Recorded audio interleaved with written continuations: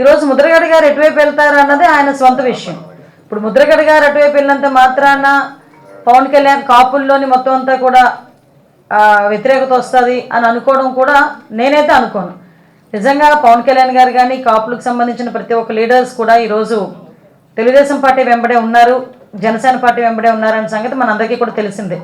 ఈరోజు ఒక కాపు సామాజిక వర్గమే కాదండి, అన్ని సామాజిక వర్గాలు, అన్ని వర్గాలకి సంబంధించిన వ్యక్తులు, ఎంప్లాయీస్ దగ్గర నుంచి వ్యాపారస్తులు, ఎంప్లాయీస్ ప్రతి ఒక్కరు కూడా ఈరోజు ఈ జగన్మోహన్ రెడ్డి సైకో గవర్నమెంట్ కనుక ఇప్పుడు దిగిపోతుందని వెయిట్ చేస్తూ చంద్రబాబు నాయుడు గారు పవన్ కళ్యాణ్ గవర్నమెంట్ రావాలి అని చెప్పి మనస్ఫూర్తిగా కోరుకుంటున్నారు.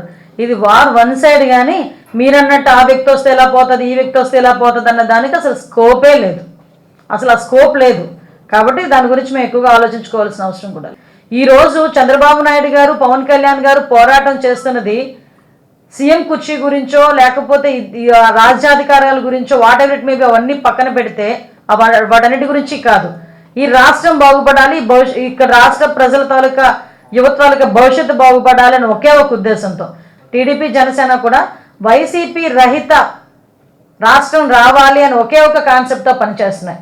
దీనికి కావాలని రెచ్చగొట్టడానికి రాజ్యాధికారం పేరుట కొంతమంది కోవట్లు, నిజంగా చెప్పాలంటే కోవట్లు రెచ్చగొట్టారు.